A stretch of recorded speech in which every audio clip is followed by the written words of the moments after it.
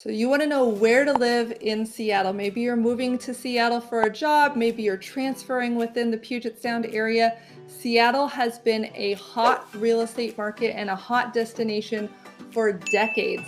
We are going through the best places to live in Seattle. This is the urban edition. We're going to be sticking to neighborhoods that are actually within the city of Seattle. The greater Seattle area encompasses other cities like Bellevue, Everett, Federal Way, down to Tacoma. It's a large urban area. We're just going to be focusing on where to live in the city of Seattle. So we'll talk about neighborhoods rather than suburbs. These are all going to be urban locations.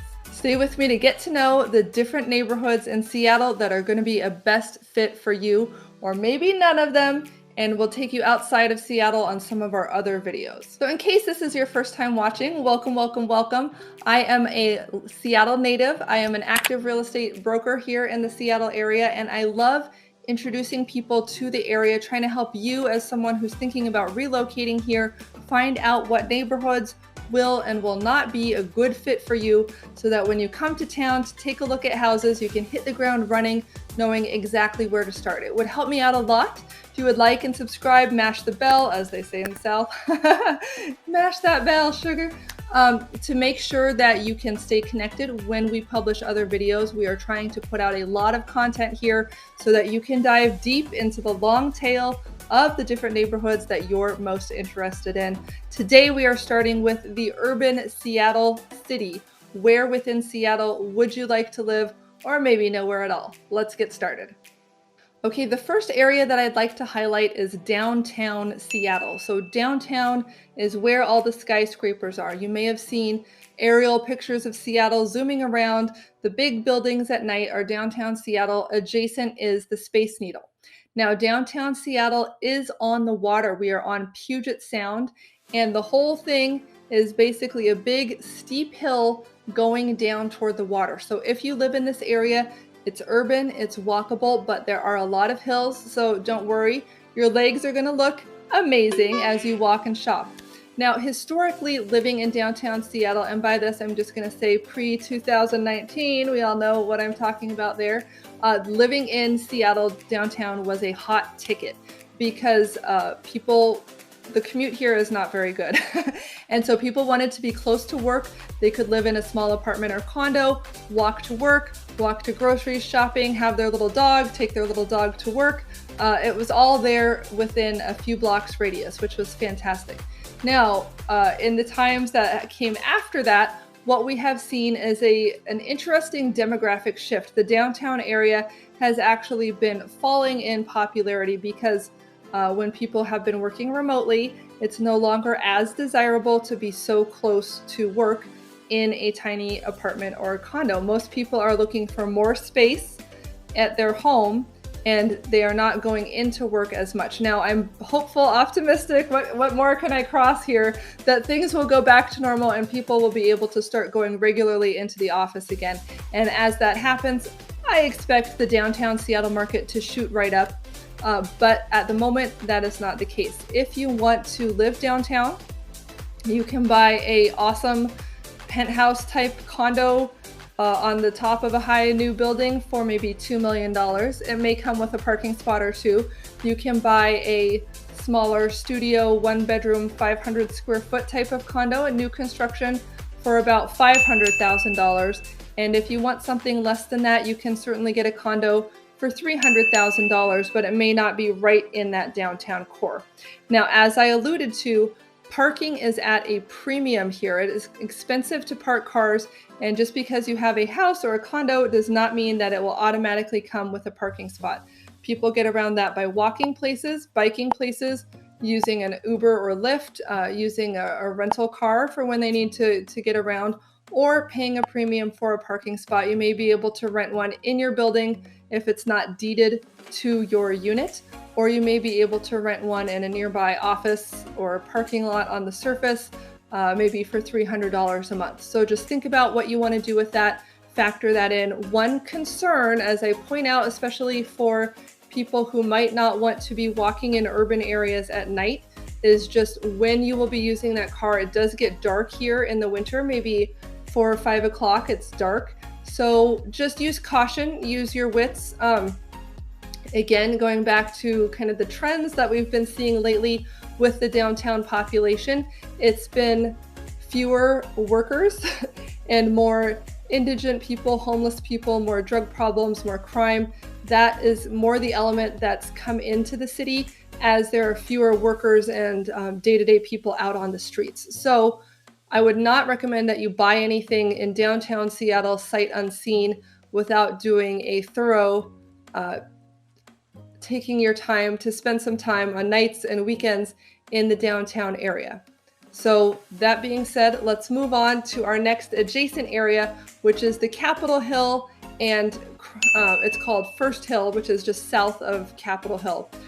These have historically been walkable. Well, they're still walkable to downtown, so they've been desirable in that regard. Capitol Hill actually runs along the I-5 freeway, and then it has its own main north-south street there called Broadway. When I was in high school, Broadway was kind of the cool, hip place to go hang out. I wouldn't go there alone, but I was with a group of friends, which included both male and female friends, and we never had any problems. My curfew was at 11, so I was out of there before things got too crazy. But in terms of nightlife, there's still a lot going on, but it is still a very urban feel, and there are all types of people there. So you just really need to keep your wits about you and stay on point. If you like the idea of being able to walk to the city, if you like the idea of being in a building where you can enjoy views of the city, this was very important to one of my clients. So we started off looking in Capitol Hill so they could look back onto the city and see the beautiful buildings. So those are some options there. You can get into something affordable, like a one-bedroom. I looked at a one-bedroom there that's been for sale. It's being used as an Airbnb. It only cost $300,000 plus HOA dues and that type of thing. So Capitol Hill is trendy, nightlife type of stuff, good views of the city. And then First Hill, a little bit to the south, is it's maybe across from Pioneer Square. If you're kind of the south end of downtown Seattle, Pioneer Square is that historic area near the stadiums. It has underground Seattle tours. It has the big totem pole and the kind of historic red and blue building. That's actually where my dad's first law office was, down at that historic building down there. So that's a cool area, but it does have a lot of homeless people that hang out there on a regular basis. First Hill is popular because it's close to the hospitals. I've also heard this area called Pill Hill, which is not actually a drug using reference. It's because the pill prescribers, the doctors, are all in that area. So we have Harborview Hospital, Virginia Mason Hospital, lots of sports medicine clinics and that type of a thing. So there are actually a lot of people who want to be in this area who are maybe doctors and nurses. The Airbnb that I referenced earlier would be rented out to people who are like visiting nurses, traveling nurses, interns at the hospitals who wanted to stay for maybe 3 to 6 months, that type of a thing. So from an investment standpoint, as well as a residential standpoint, that's a great location for hospital access. Parking is still a challenge, as is other urban population issues. As far as Capitol Hill goes, it's really a mix. There are a lot of apartments. There are a lot of apartments turned condos, so you can now like own your unit, or a co-op in some cases. And there are a lot of amazing older homes that are big, like Victorian style homes. Some of them are mansions where one family lives. Some of them have been converted into a 3 or 4 family situation. Some are rented by the room, so you might have 7 to 8 people there. But there are some really nice houses.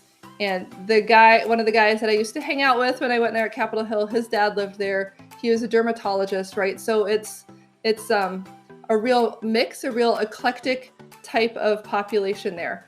There are a lot of restaurants, movie theaters, edgy, like artsy movie theaters and places like that. Beautiful churches. There's a park with a conservatory where they have orchids. My sister went there to this park for her wedding photos. I mean, there are some great locations. There are some places to get away from it all, but there are also urban things. So it's just like a block by block situation where you want to be if you decide you want to be up there. Now in First Hill, there's actually a lot of newer construction going on. If you drive down there, you'll see new buildings popping up, and that's also where the fairly new South Lake Union trolley tracks are going. Now, the South Lake Union trolley is a bit of a joke due to its unfortunate acronym. You can figure that out, South Lake Union trolley. So that runs through there, and it's also fairly close to the freeway. So during rush hour, there can be congestion on the streets as far as people trying to get onto the freeway in that location. But newer buildings, condos primarily, and schools, buses, trolley, freeway. One last thing I'll mention, just because it was kind of our claim to fame during 2020, Capitol Hill it's a fairly politically active area, and as you may have heard, the politics in Seattle tend to lean left. So Capitol Hill was the location of the famous Chaz/CHOP zone. This was the Capitol Hill Autonomous Zone, where the streets were barricaded off. The mayor called it the Summer of Love. Unfortunately, there was crime being committed because they were not allowing police and aid units to enter this area. Some buildings were burned, some things happened. So you got to be ready for that. I mean, there's a lot of action in this area, and when things get tense politically in Seattle, which they have before in the past, I remember there have been, I won't call them riots, I'll call them protests and marches and all that sort of thing. Oftentimes, Capitol Hill is a hotbed of this type of activity. So if you want to join in on that, fantastic. That's going to be a good place for you. If that scares the bejesus out of you, then that's probably not a good place to be making as your home base. Okay, now let's switch gears away from Capitol Hill and First Hill and take a look at Queen Anne. So Queen Anne, as the name might suggest, has a lot of older, beautiful Victorian homes. This is Queen Anne Hill. It's up on a hill. You can recognize it because there's a big radio antenna up there, and they have great views of downtown Seattle and the water in Puget Sound. So this is one of the most expensive neighborhoods in Seattle, and it's very well thought of. It has a lot of nice older Victorian homes, as well as some of the oldest apartment buildings, and some of them are condos now. So I love to go there to take walks, to look at the old homes. There's a park, you can overlook the city. I went there to take pictures. Of course, it was a foggy day, but it's a fun place to go, and tasteful. It's a huge hill. So when you're driving down the hill into downtown Seattle, it literally feels like the street is about a 45-degree angle. Not one for ice, but there's a Whole Foods market, I think, right there. And then you're right into the downtown area. So this is a very close location, right by Lake Union. It's north of Seattle. So very popular, but still urban and short commute, nice older homes, as well as converted apartments and that type of thing. I will say, when I first got my real estate license in 2008, I did a lot with apartment research, and one of the things that I was focused on is apartment buildings in Queen Anne. If you want to be in this area and you can't afford to buy, renting is a lot cheaper than buying, and there are nice apartments here. The key thing is proximity to the city and potentially views as well. If you want to buy, which you want to in Seattle, eventually you do want to buy, condos are the next cheapest thing, and then houses after that. So a lot of people find that they want to buy something to take advantage of our growing market, but it's hard to get their foot in the door with the big house that they want. So focusing on maybe a condo as a stepping stone into something else is a good option if you find yourself in that situation. Now we're going to talk about Belltown briefly, which is like a hipster, I don't know, hip and hipster, kind of the same thing, yo-yo. I'm not hip at all. So this is kind of a place known for dance clubs. It's a little bit north of the downtown area, and there are a lot of people who want to live here to be close to dance clubs and close to bars. I can't give any demographic information because that would be against fair housing, but you can imagine who that population might want to be. It's a great place if you like to party, and a lot of people like to be able to live there so that if they're out partying, then they can just walk home or take a taxi or Uber, and it's nice and close. Now we're going to go to South Lake Union. South Lake Union is where Amazon is. Google has an office here. There's the Museum of History and Industry, which is easy to see. It's like a white square naval-looking building. And this has become a bonkers, really popular area since Amazon started leasing so much office space here and Google built its own headquarters here. It's just become a real tech job hub. And so living around here has become a great thing for people who work at those offices and of course anybody else who wants to. I was out looking at a guy's condo who lives there. He has a great view of Lake Union. He calls it the party deck, where everyone goes out when they're doing like 4th of July, fireworks on the lake and everything.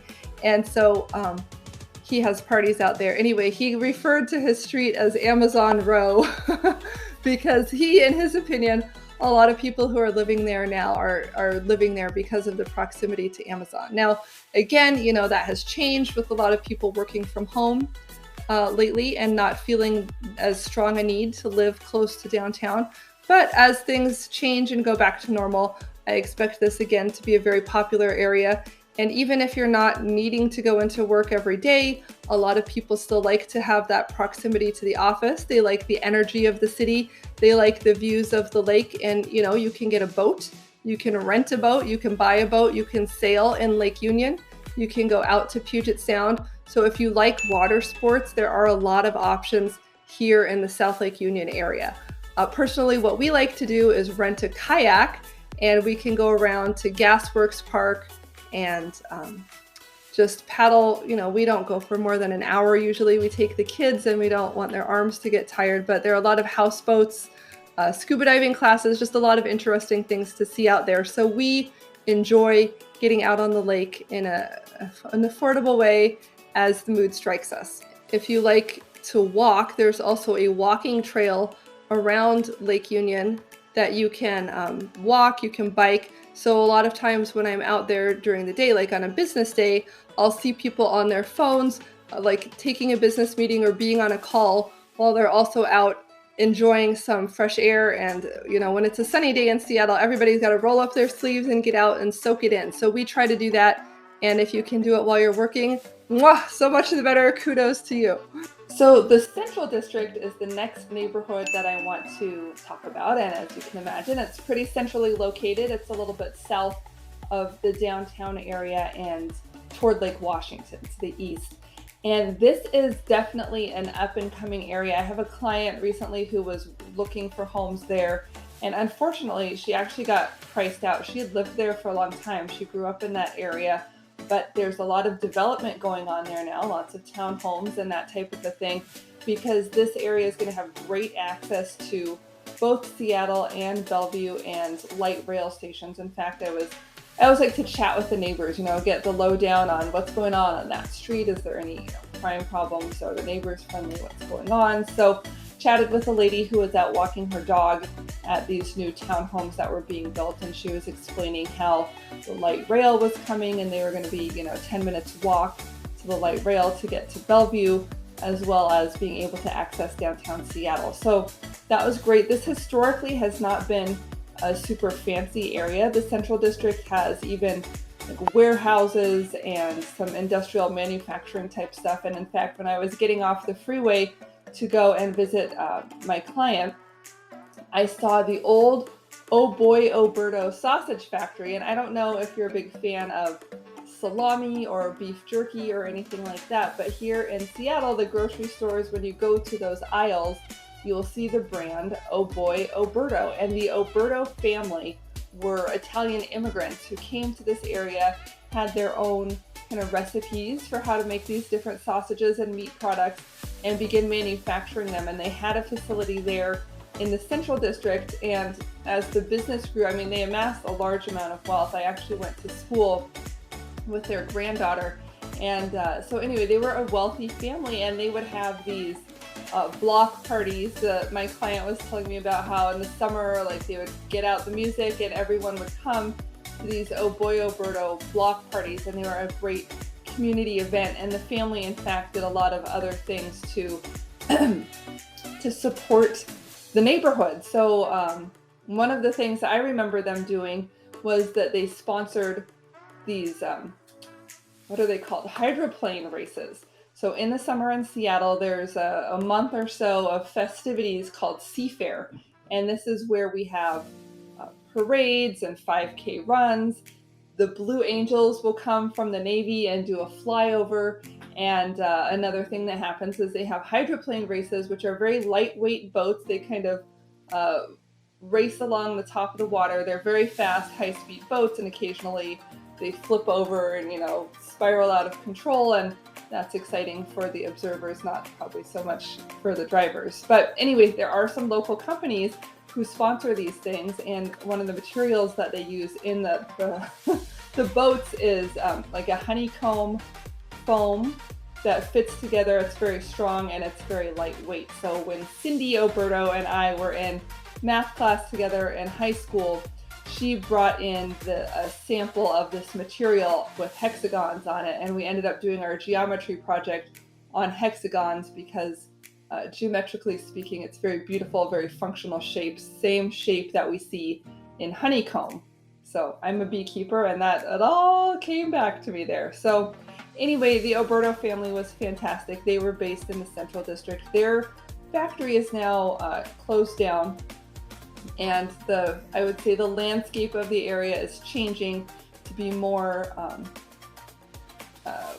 like high-rise townhomes, new construction, that type of a thing. There's just not a lot of land left in Seattle, so a lot of the less expensive areas that were not being utilized for retail are now being repurposed for residential, and a lot of these buildings will even have apartments or condos in the upstairs story and retail shopping down below so that people can come through and shop and be out on the streets and that type of thing, while still having residences in the area, just because we're packing in the people as closely as we can these days. So that's the Central District. Make sure you check it out. It's very hip and up and coming, I would say. The next area I want to highlight is West Seattle. Now, West Seattle is on the west side of Seattle, which is where Puget Sound is. So it's a saltwater beach front area. And Alki Beach is one of my favorite places to be in West Seattle because there's a beautiful boardwalk. It's a couple miles long. It's paved, but you can walk along there. There are not condos. There are actually condos on the other side of the beach, so you could live there and have a beautiful waterfront view. But what I was going to say is that there are bicycles to rent, canoes to rent, and that type of a thing to help you get out and access the water. As I found on my walk, there are fabulous blackberry bushes there too, and I actually filmed some stuff on this beach. So get out there onto the beach. It's a wonderful beach.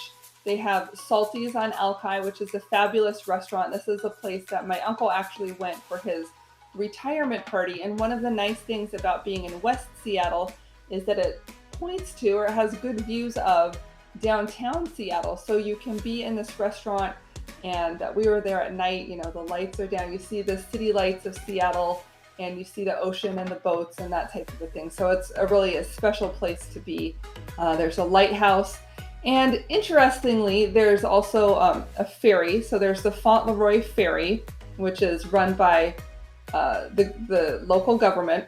There's also what's called a water taxi, it's like a bus, but it's just for pedestrians. It takes people back and forth to downtown Seattle. I believe a trip is $5 or something. So if you want to go into the city for work, or a doctor's appointment, so go see a play or a show or something, you can take this $5 boat trip into Seattle, not have to deal with parking your car once you get downtown, and just enjoy some of the things that the city has to offer, and then come back to presumably your home in West Seattle.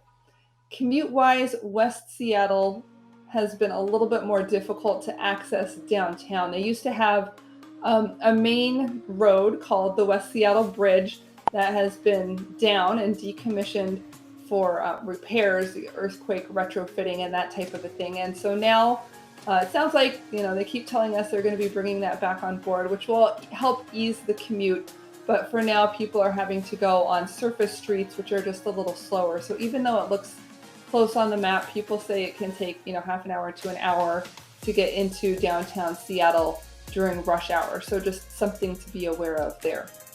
The homes themselves, I would say West Seattle has a bit of a hip, eclectic vibe, a lot of sort of artsy things, older homes, a lot of character in the community, and some great areas to enjoy out there in West Seattle. The guy that I met while I was out there had his cool fedora hat on at a jaunty angle, that type of an artisan vibe. Uh, there's a huge park along the water again called Lincoln Park, and this is a wonderful place. When I was there over the summer, I parked. I saw people like coming back with strings of fish that they had pulled out of the ocean. And so there's fishing down there. There's a pool down there. There's a playground down there and just more beach access. But my most notable memories myself of Lincoln Park were sort of the forest. There's a lot of woods. There's some green grassy areas and some big trees. And this is actually where I ran cross country in high school. This was one of the places where we would have our meets. And it was also one of the places where I would get lost during the meets at the end of the school year. I remember one year my team jokingly awarded me a compass because I had gotten lost in Lincoln Park and ended up following the wrong chalk trail. I think the park had been marked for a different run, but not our run.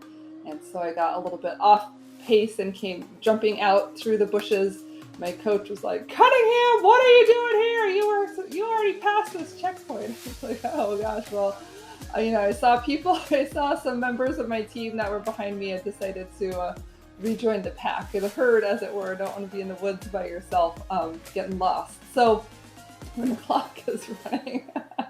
So anyway, West Seattle has some really beautiful outdoor places, some really nice homes, and people who live in West Seattle really seem to love it. I think it's just a little bit less accessible to areas outside of West Seattle, so that's something to be aware of there. Okay, next on the hit list of awesome places to live in Seattle if you're wanting a more urban experience, we're going to touch on Green Lake and Phinney Ridge. So Green Lake it was actually, as a kid, we would go there almost every week in the summer. And as the name implies, it's a lake. It's a pretty urban location lake with a very flat walking trail. It's about 3 miles, a little less than 3 miles around the lake. And in Seattle, people love this because there's so many hills and roads and other places that are an effort to go on a walk through. So when we find a place that's flat and there's no traffic running us off the road, it really attracts people. Green Lake has fabulous scenery, but it's so crowded that it's really more of a people watching and dog watching place. This is not a place that you're going to be alone in nature. This is where you're going to be out showing off your cute jogging clothes. And they actually have very interesting people there. I mean, there are people who are roller skate around the whole thing, and they're cool, sexy, like retro 70s roller skating outfits, in my opinion. There was a guy, I haven't seen him in a while, but he was a Spanish language teacher. He would wear a sandwich board saying, like Spanish lessons, $10 an hour or something like that. And he would basically just walk around the lake with you, hablando español, and you would learn and walk at the same time. He didn't have to pay for advertising. He didn't have to pay for an office. He would get his exercise, and you would get to practice your Spanish with him. So that, I thought, was a cool business idea. There are tons and tons of dog walkers. So if you have a dog, you will see lots of other dogs. It's a great place to see all the different breeds and try to identify. I was a kind of a dog nerd when I was a kid. I really wanted a dog, so I memorized all the different breeds, and I would it's an Italian Greyhound. It's a Bernese Mountain Dog, that kind of a thing. It was fun to do at Green Lake. And they also have water sports and activities. So some people who live in the area will actually bring like a wetsuit or even a dry suit and go swimming in the water on a regular basis, even throughout some of the colder months of the year. In the summer, they have a protected beach area. It's cordoned off, and there's a lifeguard on duty, so you can bring the kids and have them go swimming. A lot of dogs will go play fetch in the water, and then they have rowboats and crew. So if my brother-in-law was a competitive rower in college, and so one of the things that he does occasionally is join in with an adult rowing league, and they'll have races. They have mostly crew races, but they also have something called dragon boats, which is more of an overhand rowing, and crew is where you pull it back. It's like canoeing versus rowboat. So you can rent paddle boats, which are the ones that you bicycle with your feet. And so in the summer, this is a really attractive place for kids and families. Little 3-year-old kids will be like whipping around on their bikes. People will be bringing wagons. There are mothers groups that do, you stroller your baby for 10 minutes and then you stop and do push-ups and exercise, and then you stroller your baby again. So it's really a hub of activity, college joggers, high school joggers, that type of a thing here around Green Lake. And then there's even a wading pool, which was another thing that I really liked when I was a kid. Now they actually empty it out and refill it every day. They give it some chemical treatment to keep it germ-free and that type of a thing. But in the summer, they fill this up about a foot of water and lots of little kids come and play. So that's a huge attraction too. Anyway, I'm really passionate about Green Lake. I love Green Lake. And around the perimeter are a lot of fun shopping areas, like go get ice cream, go get coffee, there's like a hot chocolate store, some Mexican food restaurants, Chowder House, Spuds, fish and chips, those types of things. My grandparents actually built the Hearthstone retirement home, which is there. So if you're more retirement age, that's a fantastic place to live. And then you can come out and walk and be in the mix and have all of those social connections there. And so shopping, retail, pretty high density area, but whether or not you live there, you can always come and enjoy the lake itself, which I really recommend. Around it are parks. There's baseball field, soccer field. There's what's it called? Upper Woodland Park, which is another place that we ran cross country, and another place that I got lost. But some large parks. And then on the other side of that is the Woodland Park Zoo, which is fantastic because the animals are amazing. This was one of the first zoos where they really had a focus on creating natural habitats. So when you go to look at the zoo, you're not just seeing animals in a cage, you're seeing an African savanna with plants and giraffes, and it really looks like you're out looking at Africa. They have children's camps. I remember when I was a kid, I would go there and you got to go like behind the scenes and see the giant giraffe barns, which are so tall because the giraffes are so tall. We got to go behind the scenes with the snakes and kind of see how they feed them and take care of all the different animals. So anyway, the zoo is a fantastic resource. It can be a little bit expensive to go to. If you just buy yourself a ticket, it's fairly pricey. You can get a membership, which if you have young kids and live nearby, I would really recommend. The zoo is almost an attraction for walkers as well. You can come with your stroller and your kids. Your kids can run around off leash. There's no traffic. I said it. And so there's a lot to see. It's always changing, and it's a really big acreage. So you get a lot of exercise, kill a lot of time, which when we're entertaining little kids is really the name of the game. So I love the Woodland Park Zoo, and the Green Lake area just has a lot of energy and a lot of activity. Is great bus access. It's right on like Highway 99, also very close to I-5, just north of downtown. So it's a great place to live and then commute into the city.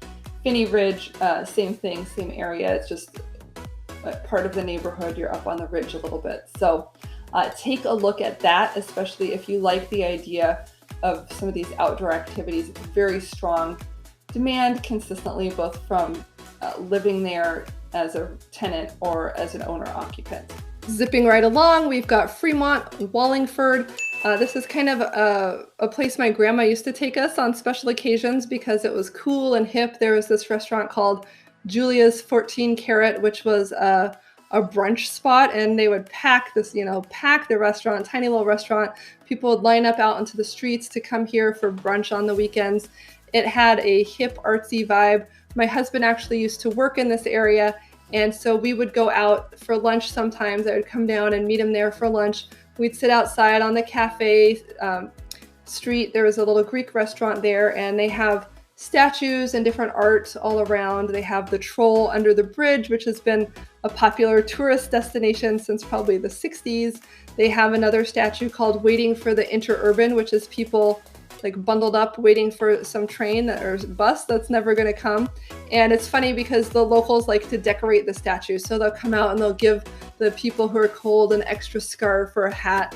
Or if it's New Year's, they'll get like New Year's decorations and streamers and party hats, or, you know, Seahawks, different holidays, they might get costumes. So it's a fun kind of community focused area. And they used to run tourists through here. So there was a ride called Ride the Ducks, which was kind of a truck. It was a truck that was amphibious, so it could also drive into the water and become a boat. It has since been disbanded because they had a little traffic accident on the freeway that was not so good. So they're not doing that anymore, but when they did, they would come by and we could hear them like announcing to all the tourists all the fun things that there were to see in this area. There's also a drawbridge that opens and closes. And so you're on the water, you can see boats. It is a fun place to take out of town guests, walk around. They have a farmer's market. They have, what else do they have? Art studios, lofts, that type of thing, manufacturing.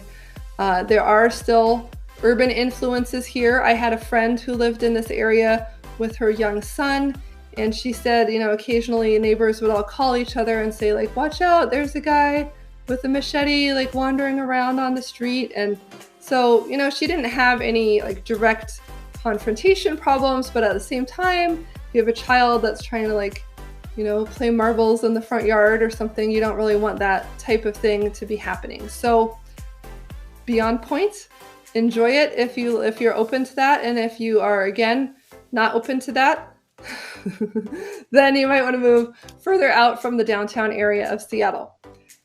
Magnolia is nearby. Magnolia is out on the bluff. It's close to Queen Anne, Wallingford, and Fremont. And the bluff is fantastic, high-end, hoity-toity. I have a friend from high school who loves jogging, and she can actually jog in from this area into like the Amazon area. I don't know that I would be up for walking or jogging that far, but she does it. She's also like a college athlete, so it can be done if that's your bag. But there are great jogging and walking trails along the bluff, and there's a huge park called Discovery Park, which again is a place that I like to go visit with my family. I take my kids, we spend 2 or 3 hours walking around. The thing that I like about this park is you can walk through all different kinds of terrain. You can walk through the woods, you can walk through grassy fields, you can walk down a steep hill and you get to the beach. There's a beach down there and the lighthouse. There are some historical naval buildings and the lighthouse building and that type of a thing. So there's a lot to see. It's a very interesting, like always changing type of environment to spend time. So it's a lot less repetitive than some walks where you're just in the woods all the time. So if you are in the area and you need a little exercise, definitely check out Discovery Park. There's a lot going on there and it's a lot of fun. However, in Magnolia, housing is pricey because of the downtown access and the great views. I was just looking, I get some off-market leads from an investor in the area. He sent me one that was about $1 million. It was a 3-bedroom fixer-upper type of property, and he said that was the cheapest thing that was currently on the market in Magnolia. So I double-checked him, and that's about right. That's about the starting place for homes in the Magnolia area. So just, you know, watch your budget before you fall in love with it.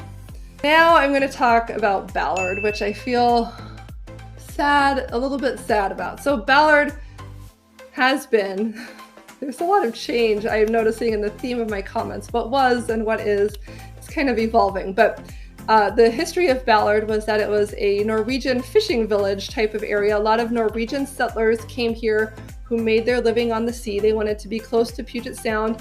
They would go boating, they would fish locally, and a lot of the boats from the Puget Sound actually go up to Alaska and do fishing during various fishing seasons, salmon season, crab season.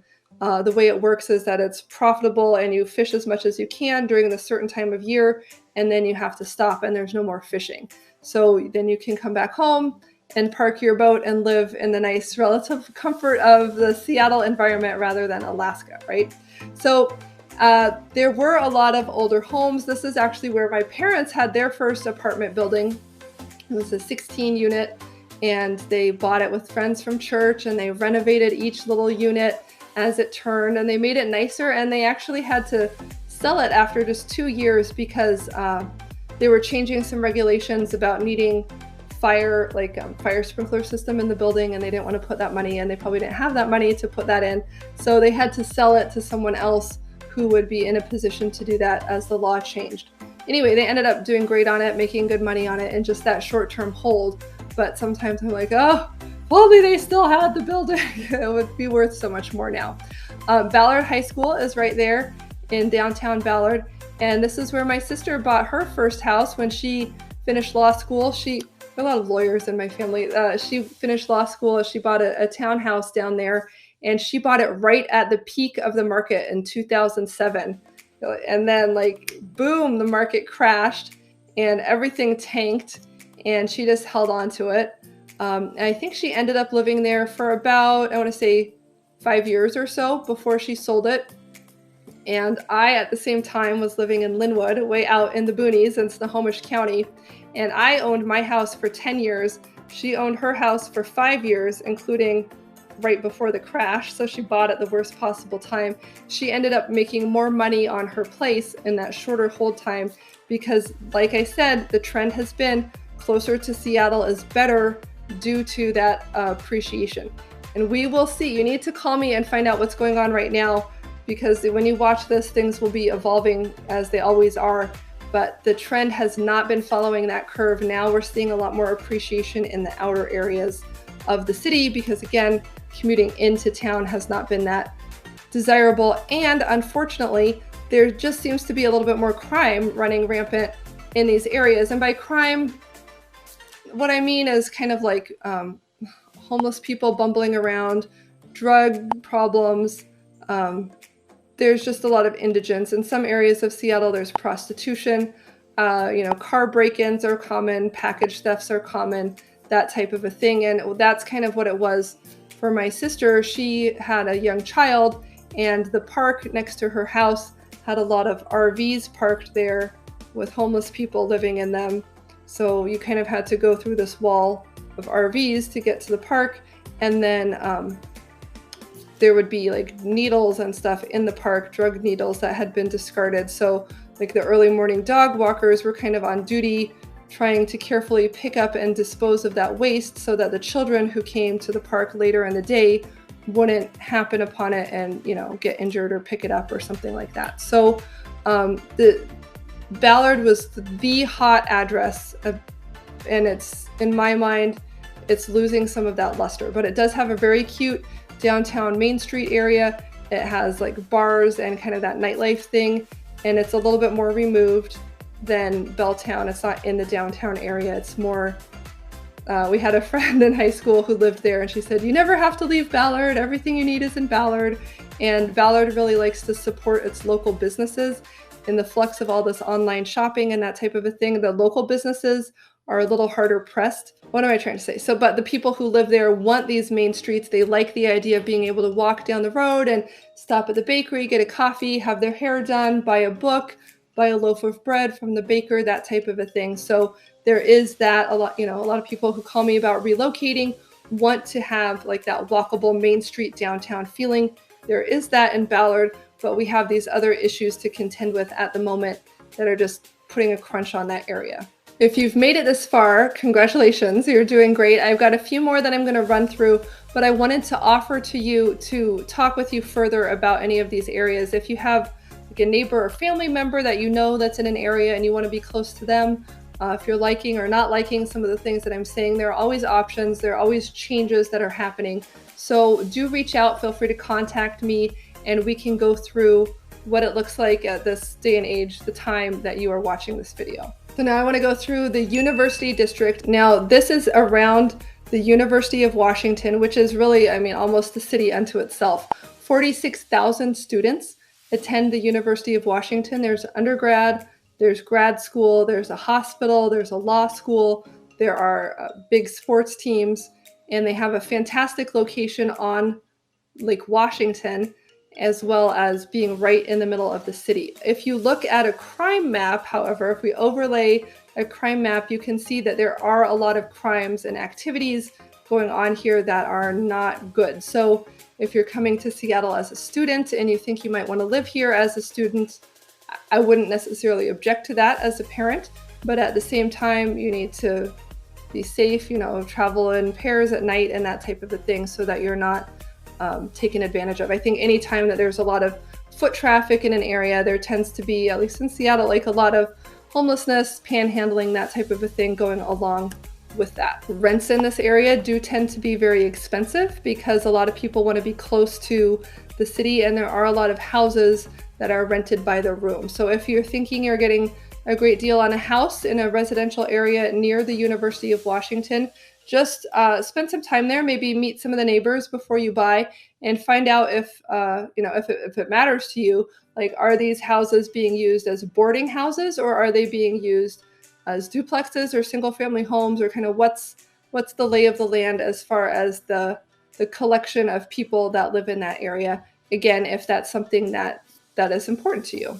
I've also seen that they're putting in some pod housing here, which is very tiny apartments where it's really a tiny studio so that you can have lower rent, but you just don't anticipate spending very much time there except to sleep. If you had a dorm room, you'd have a tiny room that you'd share with the roommate. This is a tiny room that you don't share with the roommate. And I'm sure there are community spaces as well as other spaces that you would be off, at campus, on the library, coffee shops, other places. So if you're looking to rent and you're looking for something affordable, look into some pod apartments and see if you can find something cheap in that regard. So from there, kind of north of the University District, the Green Lake area, Fremont and Wallingford, that area to the north is kind of known as North Seattle. It tends to be fairly densely packed. We have Northgate Mall up there, which is the first indoor shopping mall in North America. I don't know if it was built maybe in the 1960s or so. So that's getting really big time renovated. They're basically tearing it down. I was just out there when I got my haircut last weekend. They had the ice arena there. So that's where our professional hockey team, the Kraken, where they practice. So they have a little restaurant and a gallery. You can watch them through these windows as they're practicing every day from 10:30 to 2. You can go eat lunch and watch the practice. At other times when they're not practicing there, it's open for public skate, ice shows, hockey teams, practice, figure skaters, that type of a thing. So there's now an ice skating rink there. There's my real estate office there. And there are still a little bit of shopping. Most importantly, Chipotle is there. That's also going to be one of the big stops for the light rail and the bus. So what they're doing now is, what it looks like to me, is a lot of the buses that pull people in from Snohomish County and north of Seattle are bringing people to this transit hub. And now you have to get out of the bus and transfer onto the train to go down into North Seattle, which in my opinion is not a plus. It's faster just to go on a nonstop bus, but that looks like the direction, at least now when it's a lot less riders. That's how they're routing people to get into Seattle. So beware of that if you're looking for a commute on public transit. North of Seattle, the Seattle City stops at 145th Street, and then from there you cross into Shoreline. The Shoreline area is where I live. It's a fantastic area. We'll do another video on that. They have good school districts, and you will find that there's this one street called Aurora Avenue, runs north-south, and when it gets north of Seattle, there's a lot less prostitution going on the street in Shoreline than there is south of Seattle, where there's a lot more prostitution going on in the street. So if you're finding that you're looking in these Seattle neighborhoods and it seems too sketchy for you, there's too much crime, then look elsewhere outside of the city, and I'll do some other videos on that. But I wanted to run you through some of the best, biggest, most popular neighborhoods in the downtown, or in the city of Seattle, I guess, so that you would have an idea of the flavor and where you might want to start your search. And as you go toward the water in general, things tend to be nicer, more expensive. We got views, we got water access, that type of a thing. As you come toward the city, it tends to be a little bit more shady, and other big streets where there's a lot of bus traffic, shopping, foot traffic, that type of a thing. So on the west side, That would be Aurora Avenue, Highway 99, and on the east side, there's like Lake City Way, where we see a lot of that type of thing. So look to my other videos. We'll do other videos diving in on more neighborhoods, but this is a great intro. If you liked any of the videos or any of the cities that I mentioned here, be sure to type in the comments which ones you're looking at, which ones are your favorites. I will try to develop on demand which neighborhoods people are most interested in. So make sure you check out the next videos here. YouTube's going to suggest what they think will be most relevant for you. So again, this is Emily Cressy. I am a licensed real estate broker with Home Smart Real Estate in Seattle. I would love to help you if you're looking to relocate here. And one of my passions is matching you up with the right neighborhood. I'm not a real psychologist. I just play one on TV. And that's how I like to kind of get to know you, find out what you're looking for, talk to you about your budget, and really find a place for you that I think you're going to be happy living your dreams into the future, no matter if that's boating around on the lake, getting your foot in the door with your first condo, walking to downtown Seattle, or enjoying a beautiful view. So thanks so much for watching. Be sure to check out the next video, and I'll see you there.